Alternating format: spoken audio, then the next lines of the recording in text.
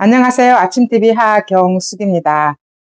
지난번에 공직선거법 위반으로 징역형을 선고받고 이재명이 충격을 받았나 봅니다. 그러면 오늘은 유진 교사에 대한 선고가 있는 날이죠. 많은 법조인들은 징역형이 내려질 거라고 합니다. 그런데 이재명이가 이제서 위기의식을 느꼈는지 보수 성향의 변호사를 선임하겠다고 한다고 합니다. 그 말은 다시 말해서 무슨 말이냐면 이재명이는 지금까지 자기가 듣고 싶은 말만 듣고 자기를 우러르는 사람, 용병청과를 불러주는 사람, 그런 사람들 위주로 주위에 다 채웠다 그겁니다. 그래서 용병청과를 부르는 사람, 부르짖는 사람, 그런 사람들한테 국회의원 공천권도 주고 그리고 자기를 대단하다고 생각하는 사람들로 인해서 변호사도 선임하고 그리고 민주당 당원 당규도 자기 지지자들한테 유리하게끔 다 바꾼 겁니다. 그러다 보니까 구중궁궐 임금님처럼 아무 말도 들리지 않습니다. 자기의 용비요청관만 들은 겁니다. 조선시대 신분사회가 확실했던 조선시대에도 구중궁궐에 들어가면 아무 소리도 들리지 않기 때문에 신문고란 걸 놨잖아요. 근데 있는 신문고도 자기 편으로 다 만들어버린 겁니다.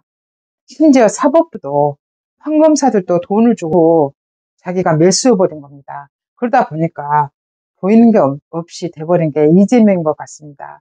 근데 지난번에 선고가 징역형이 나오니까 한 방 맞아버린 거예요. 아차 싶은 거죠. 근데 지난번 대선 때도 이재명이 자꾸 0.7% 차이로 자기가 져서 억울하다고 하는데요. 그때도 그렇습니다. 우리나라 선거에 가장 치명적인 게 계담에 의해서 선거판이 바뀌어버립니다. 이것에 의해서 처벌을 받는 규정이 없다 그럽니다. 옛날에도 김대엽 사건이 있었잖아요. 이해창이 그래서 대통령이 떨어졌잖아요. 근데 김대엽은 처벌을 받았는데 이해창이 상대방인 대통령이 된 사람은 처벌받지 않았습니다. 노무현은 끝까지 대통령직을 수행했잖아요. 마찬가지로 이재명이 이번에도 많은 차이로 지고 있었는데 대장동 사건이 불거진 겁니다. 난리가 난 겁니다. 근데 이재명이 갑자기 뭐라 하냐면 대장동의 주범은 윤석열이다. 그러면서 다른 사람 세워가지고 또 거짓 가짜 증인 세워가지고 그 사람이 윤석열 검사실에 가서 커피를 마셨는지 이렇게까지 소설을 쫙 만들어 온 겁니다. 근데요. 우리의 많은 국민들은 그 말을 진짜인지 안 겁니다. 속은 겁니다. 그만큼 우리 국민들이 순수하다고 생각해야 되나요? 어리석다고 생각해야 되나요? 왜 알곡과 가라지를 구별을 못하냐 그겁니다. 이재명이는 입만 벌리면 거짓말을 하는 사람입니다. 이재명이는 제가 지난번도 그랬잖아요. 성남시장과 경기도지사까지만 했으면 지의 비리가 다 덮어질 수 있었는데 욕심이 과한 겁니다. 대통령까지 넘보다 보니까 도둑질을 더 크게 해먹으려면 대통령까지 해야 되니까 그렇게까지 하다가 지금 폐가 망신이 되고 있는 겁니다. 그게 다시 말씀드려서 어떤 말이냐면 이재명이는 우물 안의 개구리입니다. 외교도 모르고 지는 평생 운동을 한 사람이잖아요. 말이 좋아서 인권 변호사지 무슨 인권 변호사입니까? 노동자 몇 명 변호했다고 해서 지가 인권 변호사라고 하면서 그것밖에 모르는 사람입니다. 이런 사람이 대통령이 되면 앞으로 이런 사람이 계속 대통령이 나오면 우리나라 미래는 없습니다. 저는 그렇게 생각합니다. 그때 대선 때도 어떤 기자가 저한테 그러더라고요. 야, 호남향후에 갔다 왔더니 다 이재명이가 된대. 그러면서 저한테 주위에 어떻느냐 하고 물어보더라고요. 그래서 제가 제 주위에는 전부 이재명이 안 될 거라고 하던데, 그러니까 이상하다. 호남향후에는 전부 이재명이 된다던데 이렇게 말을 한 사람도 있었습니다. 그 정도로 언론들도 헷갈려하고 언론까지 다 매수한 게 이재명이고 민주당입니다. 민주당은 더 이상 서민당이 아니라고 제가 누누이 말씀드렸습니다. 우리나라 젊은 층들, 청년들 특히 민주당이 서민층이고 자기 편이라고 생각하는 게 기만행위다 그겁니다. 민주당은 서민당이 아닙니다. 청년들의 일자리를 발목을 잡고 있는 게 민주당입니다. 제가 그 말씀에 대해서도 지나가면서 계속 말씀을 드리겠지만 우리가 깨닫지 않으면 이런 행위가 계속되고 나라는 망하게 될 겁니다. 윤석열이 지금 못하고 있다고요. 못하게 발목을 잡는 게 누굽니까? 그렇다고 해서 제가 윤석열 대통령이 잘한다고 말하고 싶진 않습니다. 하지만 발목을 누누이 잡고 있는 것은 민주당입니다. 민주당이 국회의원이 돼서 다수당이 돼서 민생을 위한 법을 몇 개나 통과시켰고 뭘 했습니까? 민주당이 한 게 없습니다. 악법만 계속 생산하고 있습니다. 그래서 우리나라 법이 누더기가 되고 있습니다. 왜냐? 운동권들이 대부분 국회에 들어와 있고 지금 좌파 세력들이 너무 많습니다. 그래서 우리나라 법은 복지를 가장해서 법이 누덜누덜 해주고 있다 그겁니다. 그래서 문제라고 생각합니다. 전라도 사람들도 마찬가지입니다. 제가 전라도에 대해서 말씀을 드린다고 해서 지역 비하를 했네 어쩌네 이런 사람들 되게 많잖아요.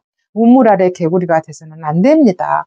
저 같은 사람이, 저 같은 전라도 출신이 전라도가 뭔지를 말씀을 자꾸 드리면 아 이렇게 전라도가 문제구나. 전라도에 총 살고 있는 사람이 500만인데 이권에 관련된 사람이 50만 명이라고 넉넉 잡아서 50만 명이라고 했을 때 450만 명은 세뇌에 의해서 아니면 순수해서 속고 있는 사람들입니다.